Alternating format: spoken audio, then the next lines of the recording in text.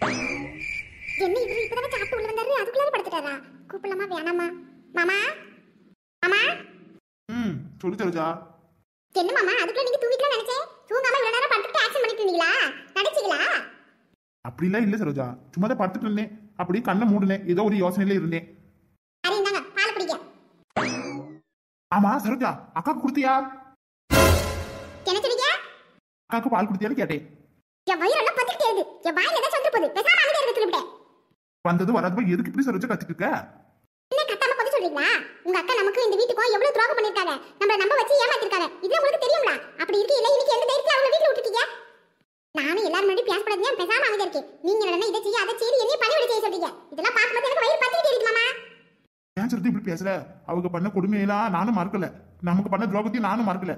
ஆனா இப்ப அவங்க வாய் வயிறுமா இருக்காவுல நம்மள விட்டா இப்ப அவங்களுக்கு யாரு இருக்கா சொல்லு பாப்போம். கல்யாணம் ஆகி இத்தனை வருஷம் ஆகுது, அவங்களுக்கு குழந்தை இல்லைன்னு எவ்வளவு கஷ்டப்பட்டு பாக்க தெரியுமா? அவங்கள விட நான் தான் அதிகமா துடிச்சு போயிருக்கேன். வேண்டாத கோயில் இல்ல, போகாத ஹாஸ்பிட்டல் இல்ல, செலவு பண்ணாத பணம் இல்ல. அப்படி இருக்கையில அவங்கள பார்க்காத ட்ரீட்மெண்ட்டே இல்ல. குழந்தைய இல்லாம இவ்வளவு நாள் இருந்துச்சு. இப்போ அந்த கடவுளா ஒரு குழந்தைய கொடுத்துருக்காரு. இந்த மாதிரி நேரத்துல அவங்க நல்லபடியா வச்சுக்கணும்ல, அதுக்காக தான் நம்ம வீட்டுல இருக்க சொன்னேன். அவங்களுக்கு இப்ப யாரும் இல்ல, நாம தானே இருக்கோம். அதனால நாம தானே பாத்துக்கணும். இந்த மனசுக்கு புத்தி தான் கெட்டு போச்சு போல. அதனால தான் இப்படி எல்லாம் பேச தெரியாது. இங்க பாரு சரோஜா, அவங்க ஒண்ணு இங்கே நிரந்தரமா இருக்க போறது இல்ல. கொஞ்ச நாளைக்கு இருக்கட்டும். குழந்தை பிறகு வரைக்கும் நம்ம கூட இருந்து பாத்துக்கிடுவோம். வேற யாரும் அவங்களுக்கு இல்ல. நம்மளை விட்டா வேற யாரும் இருக்கா சொல்லு? அதனாலதான் உன்னை அவங்க நல்லபடியா பாத்துக்க சொன்னி. பழசெல்லாம் மறந்துட்டு இனிமேட்டு நடக்க போட்டு பாப்போமே. அவங்க தான் தப்பு பண்ணிட்டேன், மன்னிப்பு கேட்கறாங்களா? இதுக்கப்புறமா நம்ம மன்னிக்கலன்னா எப்படி சொல்லு பாப்போம்? அதுவும் மாசமாவே இருக்காங்க. ஒரு உசுறு இல்ல, 2 உசுறு இல்ல, நாம தானே பாத்துக்கணும் சரோஜா. ப்ளீஸ் சரோஜா, கோவப்படாத. இந்த அப்பா அம்மா ஏன் இப்படி பண்றாங்க எனக்கு புரியல. எனக்கு அந்த பொண்ணை பிடிக்கலன்னு சொல்லியோ எப்படியாச்சும் எனக்கு அவளுக்கு கல்யாணம் பட்டோம்னு கண்ணால கடிக்க அழிஞ்சு கிடக்காவோ. அவளும் அவன் மூஞ்சியும் கடவுளே இப்ப நினைத்தாலும் கன்றாவியெல்லாம் இருக்கு. இது வரைக்கும் எத்தனையோ பொண்ணை காட்டினாங்க, அது கூட ஓரளவுக்கு அழகா கடந்துச்சு. அப்படிலாம் கூட நான் வேண்டாம்னு சொல்லியிருக்கேன். ஆனா இந்த பொண்ணு ஐயோ அவன் பண்ணோம் முடியல, என்னால முடியல. முட்டை கண்ணு முடியும் கடவுளே. இப்ப ஏற்பட்ட பொண்ணை எனக்கு கட்டி வைக்கணும்னு நினைக்கிறாவோ. எங்க அப்பா அம்மாவுக்கு கண்ணுதான் கெட்டு போச்சு போல இருக்கு. யாருக்கு இந்த நேரத்துல போன் பண்றது? அது ஒரு புது நம்பர்ல இருக்கு. சரி அட்டன் பண்ணுவோம். ஹலோ ஹலோ மாமா. மாமாவா? மாமா மாமாவே தான். கட்டிக்கு போற புருஷனே மாமா வந்து கூப்பிடணும்னே எங்க அம்மா சொல்லி கொடுத்துருக்காவா. கட்டிக்கு போற புருஷனா? ஏய் யார் நீ? மாமா நான் தான் யாழினி. அதேதான் நானும் கேக்குறேன், யார் நீ? ஐயோ என்ன மாமா நீங்க யார் வீடு கேக்குறீங்க? என் பேரு யாழினி. என்னது யாயினியா? அது யாரு யாயினி? ஊரு நீட்டு இந்த பாரு வெறுப்பேத்து கிடக்காத, மறுபடியும் வச்சுட்டு போயிடு. Wrong number.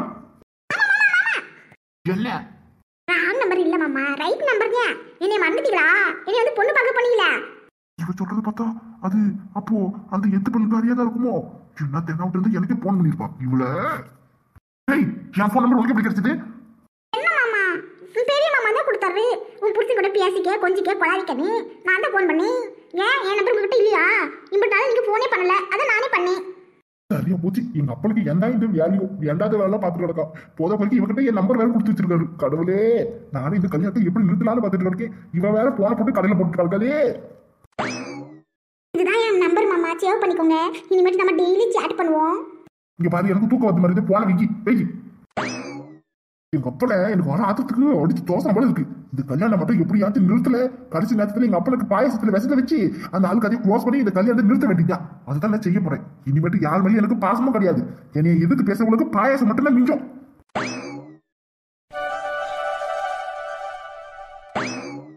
என்னங்க வாசலே வெறிக்க பார்த்து கிடக்கீங்க, என்னாச்சு? நீ இல்லாத இந்த 4 நாள் வீடு வீடாவா இருந்துச்சு, குப்பை காடா இருந்துச்சு. நீ வந்ததுக்கு அப்புறம் தான் இந்த வீட்டுக்கே ஒரு அழகு தலை வந்த மாதிரி இருக்கு. பாரு வீடே மங்களமா மகாலட்சுமி கிழமையில இருக்கு. வாசல் தேய்ச்சி கோலம் போட்டு எவ்வளவு அழகா இருக்கு பாக்குறதுக்கு. உள்ள வர்றவங்க கூட வாங்க வாங்கன்னு வாய் நிறைய கூப்பிடாம இந்த கோலமே பார்த்து அவங்கள அவ்வளவு அழகா கூப்பிடும் போல. அந்த அளவுக்கு அழகா இருக்கு. இந்த 4 நாள் வாசல் பெருக்காம தூசியும் குப்பையுமால கிடந்துச்சு. அதான் நினைச்சு பார்த்தேன். என்னதான் ஆம்பளைங்க அடுப்பு வரைக்கும் போய் சமையல அசத்தினாலும் பொம்பளைங்க இருந்தா தானே வீடு வீடா இருக்கும். கூட்டி பெருக்கி கோலம் போட்டு சாணி தெளிச்சு எவ்வளவு அழகா இருக்கு பத்தியா. என்னதான் இருந்தாலும் பொம்பளைங்க இருந்த மாதிரி வராது இல்ல. பொம்பளைங்கனாலே ஒரு பொறுப்பு தானே. சரிங்க பாலை கொண்டு போய் ஊத்திட்டியலா? ஊத்தியாச்சு. இந்த இது கொண்டு போய் கழுவி வெயில காய வச்சிரு. சரிங்க. ஏங்க நான் ஓடு வந்து சேர்ந்துட்டு மாப்பிளைக்கு போன் போட்டு சொல்லிட்டியலா?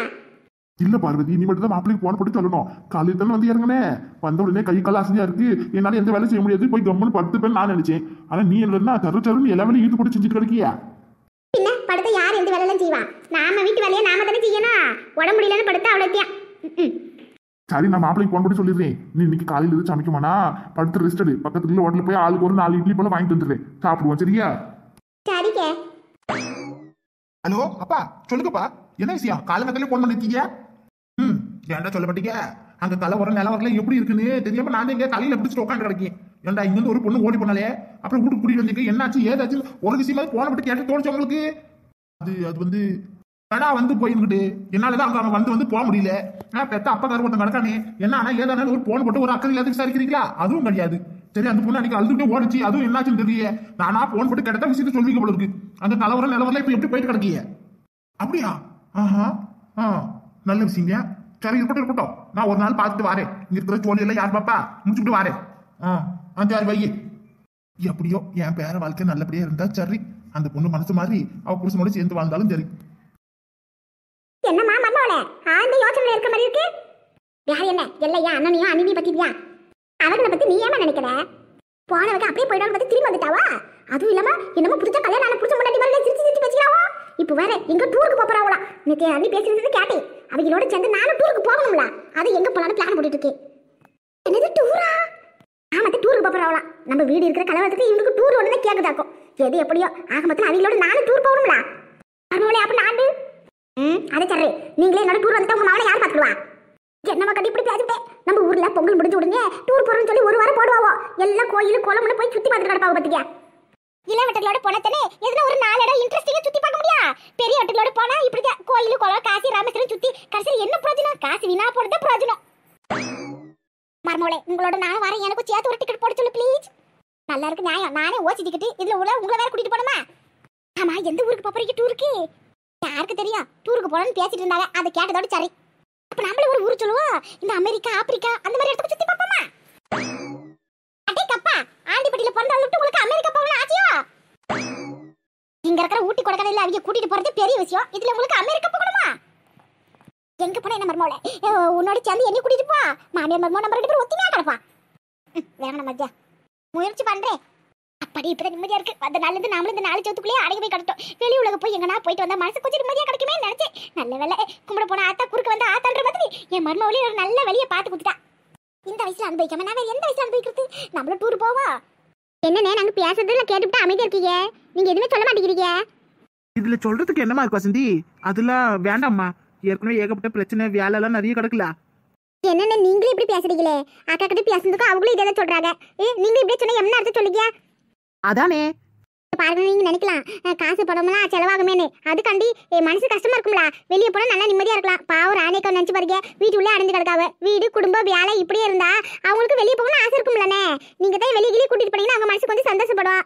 எல்லாரும் ஒன்னா சேர்ந்து ஒரு டூர் மாதிரி போயிட்டு வருவோனே. வேண்டான்னு மட்டும் சொல்லாதீங்க வசந்திக்கா. அடிச்சுடு மனசு மாறுது. இங்க பாருங்கண்ணே, எங்களுக்கு ஒன்றும் காசு இல்லை, கஷ்டத்துல இருக்கும். அதெல்லாம் பார்த்து சந்தோஷமா ஆள முடியுமா சொல்லுங்க? கடன் உடனே வாங்கியாச்சு. ஒரு 5000 10,000 ரெடி பண்ணி எல்லாரும் ஒன்னா சேர்ந்தாப்புல போயிட்டு ஒரு 3 நாள் போல இருந்து சுற்றுலா சுத்தி பார்த்துட்டு வந்துருவான்.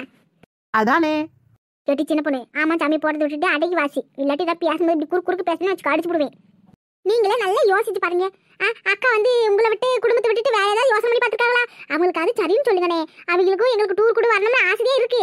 ஆனா அவங்க குடும்பத்தை பார்த்துக்கிட்டு வேண்டான்னு உள்ளுக்குள்ளே ஆசையை மறைச்சு வச்சுட்டாங்க. பாத்துங்க எக்கோ, இவர் தனியா போய் யோசிக்கிட்டு பார்த்தா அப்போ டூருக்கு வரதுக்கு இவருக்கு சம்மதம் தான் நினைக்கிறேன். நீ என்ன நினைக்கிற? ஆமான்னு நானும் நினைக்கிறேன். இரு பாப்போம். இவங்க சொல்றதும் சரியா. பாவம் ராணி எம்பிட்டு நாளைக்கு வீட்டுக்குள்ளேயே அடைஞ்சிக்கிட்டு வீட்டு வேலைச்சிட்டு கஷ்டப்பட்டு கிடப்பா. அவங்க அம்மா வீட்டுக்கு போய் கொஞ்ச நாள் இருந்தா அப்பயும் அவளுக்கு நிம்மதி கிடையாது. அதுக்குள்ளார எங்க அம்மாவுக்கு உட முடியாம அங்க வந்து அடுத்து பிடிச்சிக்கிட்டு ஓடி வந்துட்டா. பேசாம எங்கேயாச்சும் ஒரு 5000 10,000 கடன் வாங்கி எல்லாரும் அழைச்சிட்டு வந்தா எல்லாருக்கும் நிம்மதியா இருக்கும். நமக்கும் கொஞ்சம் மனசு நிம்மதியா இருக்கும். ஏற்கனவே கடன் மேலே கடன் வாங்கியிருக்கு.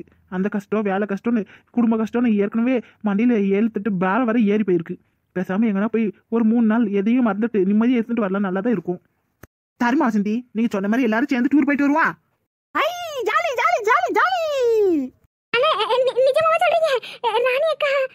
அவட்ட நான் பேசிக்கிறேம்மா. நீங்கள் டூர் போகிறதுக்கு மொத்தமாக எம்பிட்டு செலவாகும்னு கேட்டு சொல்லுங்க. என்ன அதே மாதிரி எந்த இடம் போகிறோன்னு அதையும் சொல்லிடுங்க. நான் வந்து அவட்ட பேசிக்கிறேன்.